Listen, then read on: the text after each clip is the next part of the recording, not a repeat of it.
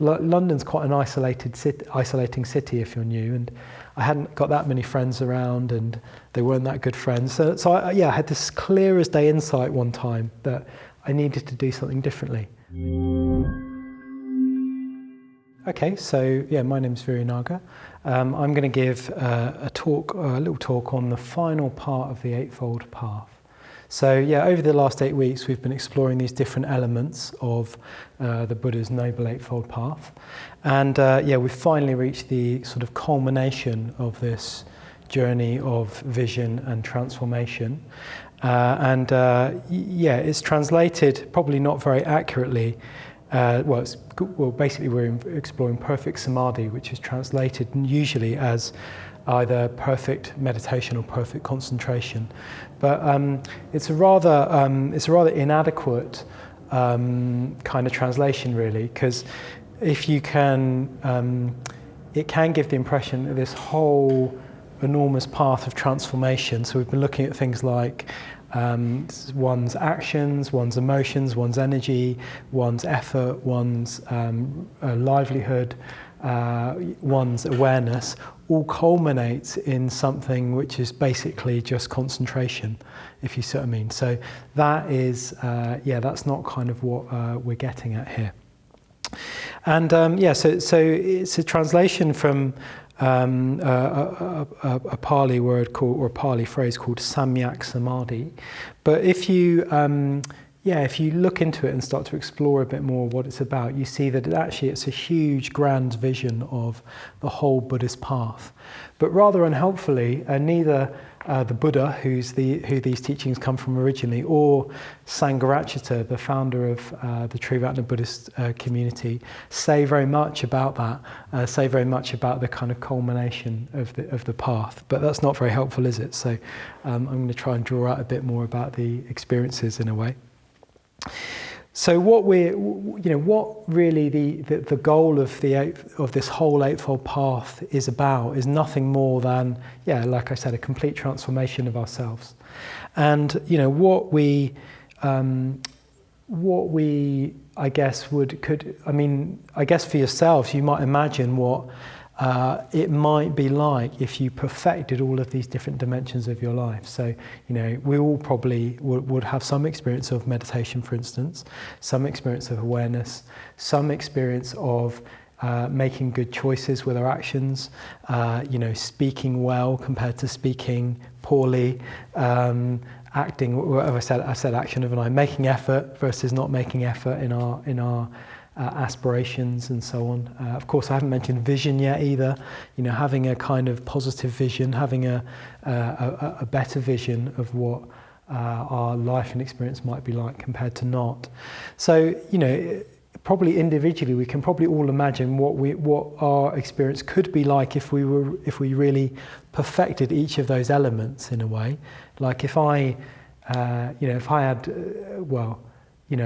could sort of act in the way I'd aspired to in every moment, my life would be very different, So if I could do that in all of these dimensions of my life, well, my life would be radically different. More than just my life, my whole experience of, reality in a way, my whole experience of how I am, my whole relationship to the world around me would be entirely different, if you see what I mean.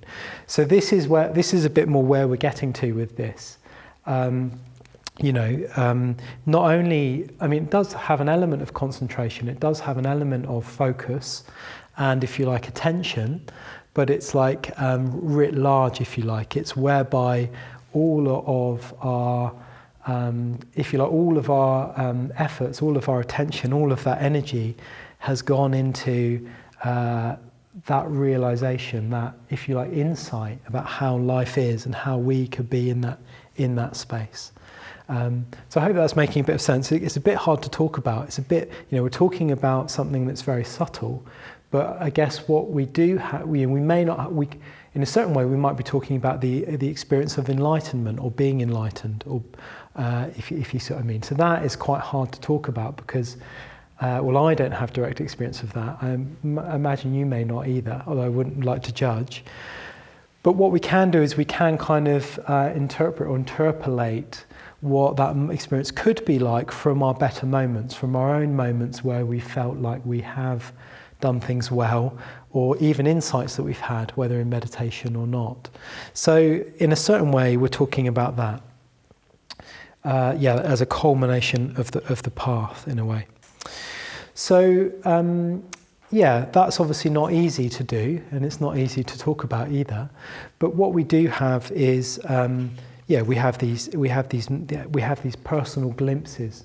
So it could have been like times where we've been on retreat. It could be times where we've been on courses. It could be times in our own meditation practice whereby we have felt, something's happened.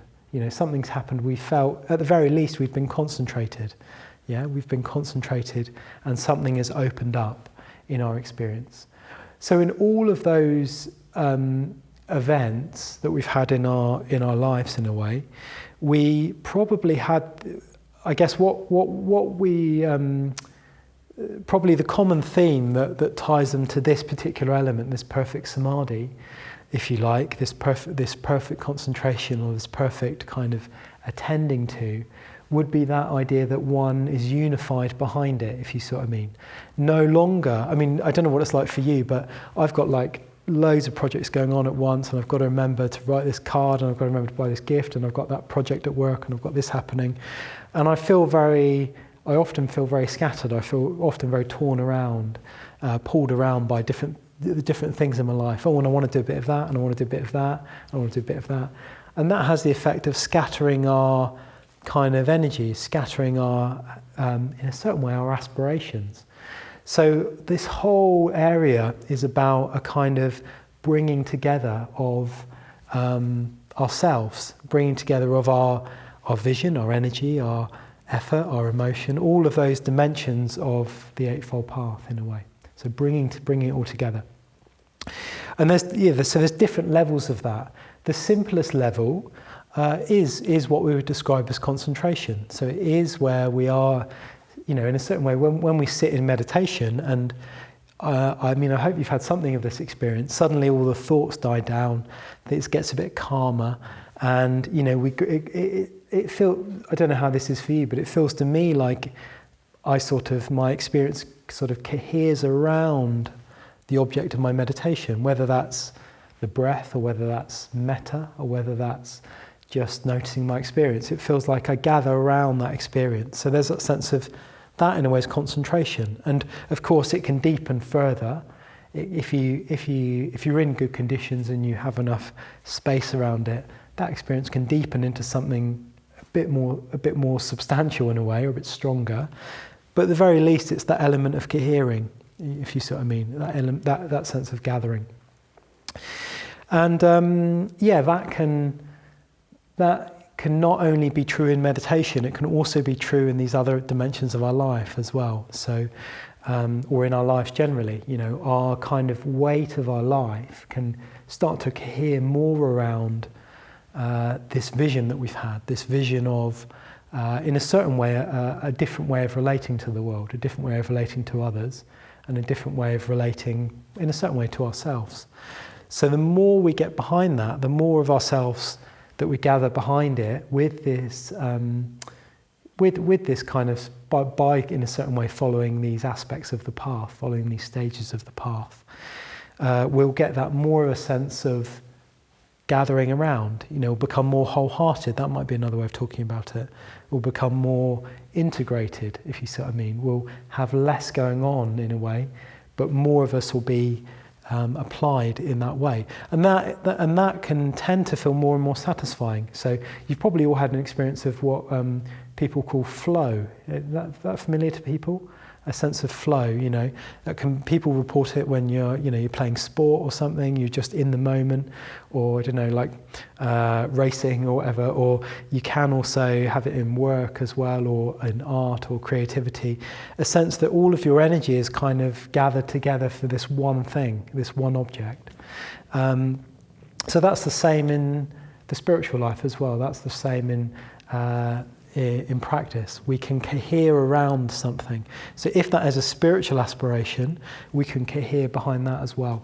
And at the grandest level, we may not have a sense of this, but at the grandest level, that can also be, in a certain way, completely gathered around our experience, completely gathered around what's going on in that current moment of our experience, if you see what I mean. Not getting scattered, not being pulled off by thoughts, not being pulled off by irritations or frustrations or other things, but completely with our experience. And that said, that if we're completely with our experience, we can be completely free.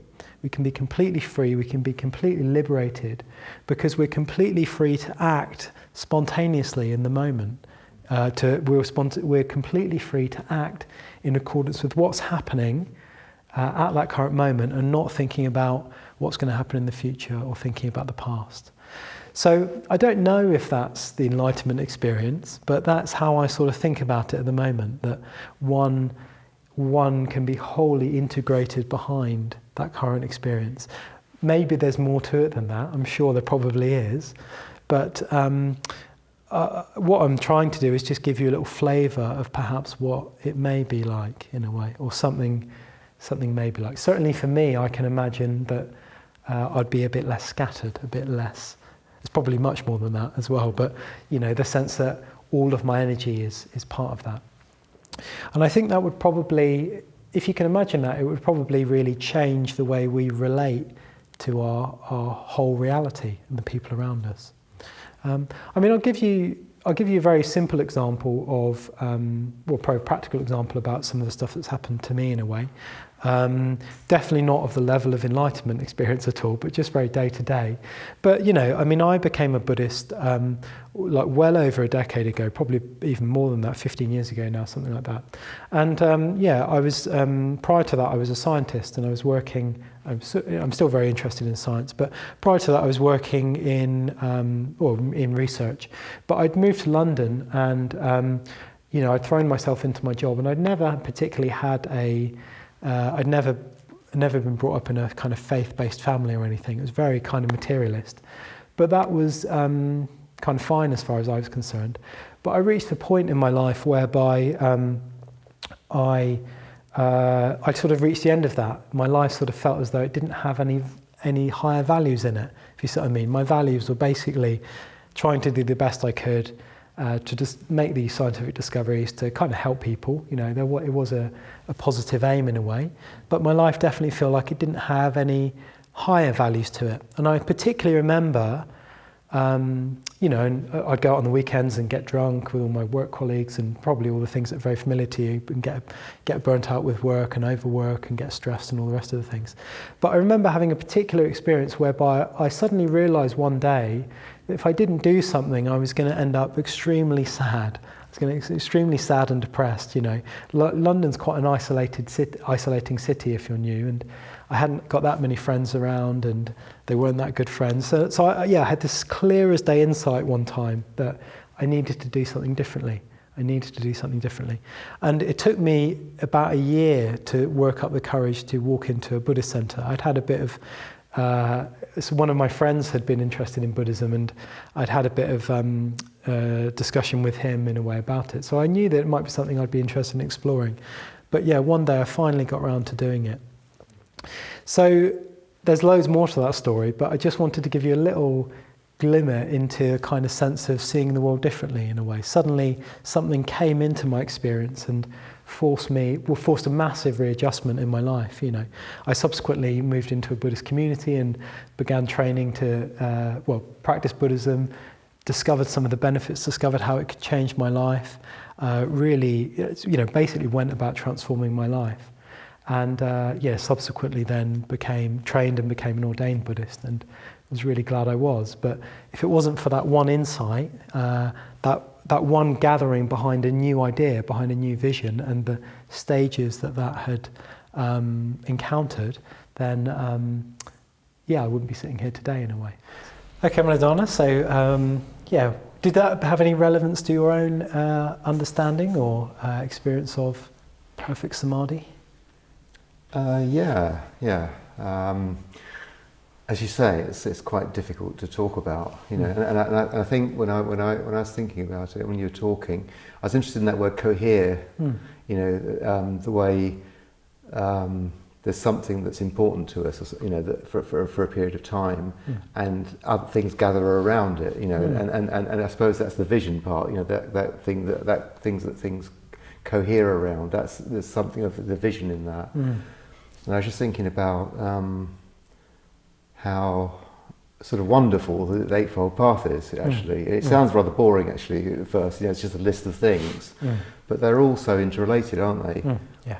And around about, you know, perfect samadhi, I suppose, in a way, it's a part of the path which it seems to have the least things you sort of have to do, you know, in its things, and it's almost like the cohere thing. It's almost like at that stage, it's when things come together and things, and it's about what you do in the other 6 or 7 stages that makes that really blossom, if you like. Yeah, that's good, and I like that metaphor, because often, I didn't mention it in the beginning bit, but yeah, I mean, it sounds like it's a linear path, isn't it? But actually it's much more like an unfolding of 8 limbs or 8 aspects. And, you know, the image of a lotus unfolding has often been used to describe the Eightfold Path. So all of those elements sort of work together, and, you know, you don't just do one and then tick it off the list and move on to the next one. You know, you keep sort of going round in a way, or keep doing different elements at different times. Yeah, so I think that's very good. But yeah, also the thing you're saying around not needing to do too much, in a way, it's more like the effect of the other stages rather than the kind of a particular thing that one does.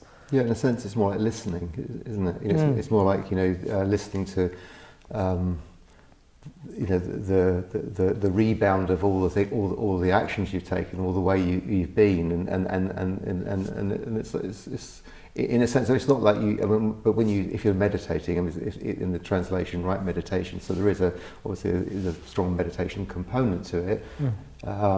So there is obviously effort required there, but in a sense, it's an effort to listen, you know, to your consciousness, isn't it? That's right, and that's right. And there's a sort of inevitability about it, isn't there? Like I'm thinking about, you know, using kind of meditation as a metaphor in a way. It doesn't matter what's sort of happening in meditation, but as long as you sit regularly and meditate regularly, something will happen. You know, you don't almost need to do too much more than that. You know, you just need to sort of sit and see what happens. And the other thing is, it's like the different components of the path. It's like they each contain each other. So the, you know, the visions, certainly, you know, things that inspired you to go into Buddhism. That you know, so that's a vision that was at a certain level, but then you've practiced for so long, and I'm sure that's changed a lot. That initial idea about what Buddhism is, and that then, you know, has knock-on effects, doesn't it, throughout your ability to behave ethically. Your livelihood, you know, you've changed completely. You know, you see all these things have moved, haven't they? That's it, that's really good. That I like that, because there's a kind of sense of you can't possibly know all of these elements. So in a certain way, we can't know what enlightenment is, can we, at the grandest sense? But we have a little bit of an idea about what it might be like is enough.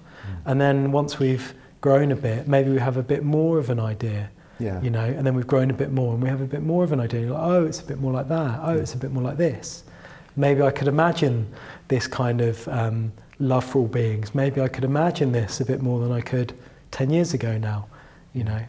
And it's like these sort of insights which can be meditative or, you know, outside of meditation. They're almost like flashes of yes, aren't they? Yeah, there is something, or they're literally like flashes which illuminate something, maybe just for a fraction of a second, but they're sort of encouraging. You know, they sort of suggest that this list, this path. I mean, where it is true, I think, is that you are on a journey. Definitely, you are going somewhere.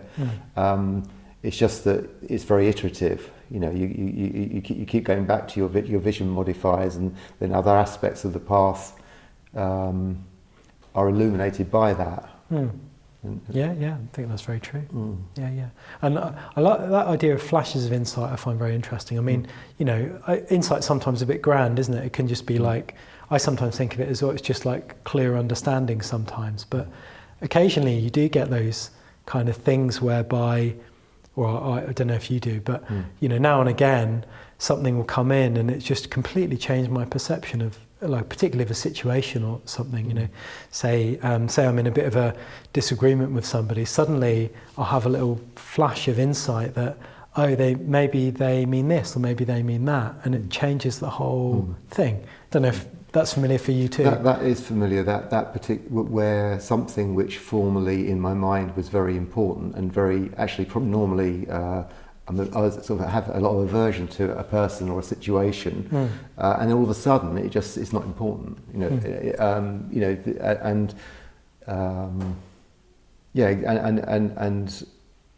Often it's just about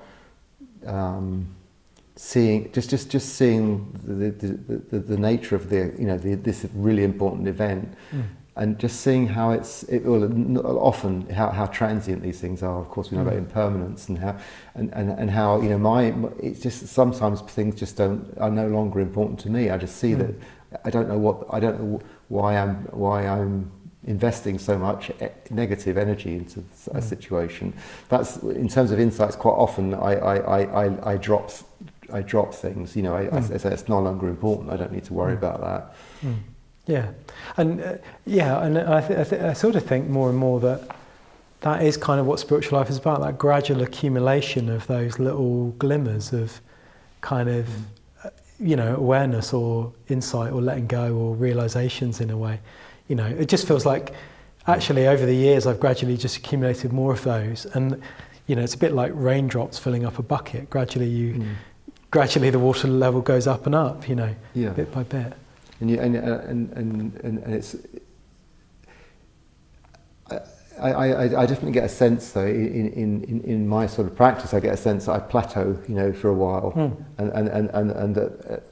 but I think patience is something which I find is really important in my life, and I find that if I give things time, you have to acknowledge things. I think going back a step in the Eightfold path and the practice of awareness, just being aware of things and then being patient with them, and not necessarily saying it's okay when it's not, but just acknowledging that something's going on. And if you wait, sometimes then not procrastinate, but just let it be there, but acknowledge it. Then it sort of you can. It can cohere around your vision or something in a certain way. It can be accepted in your perception of life. Sort of makes me think of the flower metaphor again. You can't sort of force a flower to bloom. You just have to water it and put it in a sunny spot and kind of let it unfurl. Do its own thing. Yeah, you can't force it. Yeah. Oh, that's lovely. Well, maybe time is running out, so maybe we should wrap up there. I mean, I sort of feel like we've just kind of gone around in a nebulous way, but I also don't think there's much more we can do in this area. I mean, it's a little bit like the insight thing. You can't force it to come. You can put these conditions in place if you can. And it's like now I feel that. Like I've run out of things to say, but other times I probably could talk for quite a long time. But again, it's almost like just voicing a degree of excitement around the path. Yeah, and it's a great path, isn't it? I mean, to really practice each of those elements in a way, how could it not be transformative? We only have to put a bit of energy into each one of those. Yeah. Anyway, so let's wrap up. But that's our exploration of the Eightfold Path. I hope you've enjoyed that 8-week series, and catch you another time. Great. So I hope you enjoyed that Dharma Night talk. So if you did enjoy it, if you're enjoying our videos, I just want to ask you or encourage you to think about making a donation to the Brixton Buddhist community. We're a UK charity that relies completely on your donations to run everything here. And if this was a class, a meditation class, there'd be a donation bowl that you could just put in £10 at the end of the night to help support the activities. But as you're watching this online, I just want to ask you to think about making an online donation. If you've watched 4 or 5 videos this month, maybe you might want to think about giving £10. So there's a link in the description below where you can go to our website and make a donation. And if you want to keep giving, you don't want to worry about making that donation every month, well, you could just set up a standing order, a monthly standing order. That would be really, really helpful. I want to suggest something of the region of maybe £10 or £20 a month if you're able to do that, and that would be really, really helpful and help us keep producing videos like this one. Thanks for listening. Take care of yourself.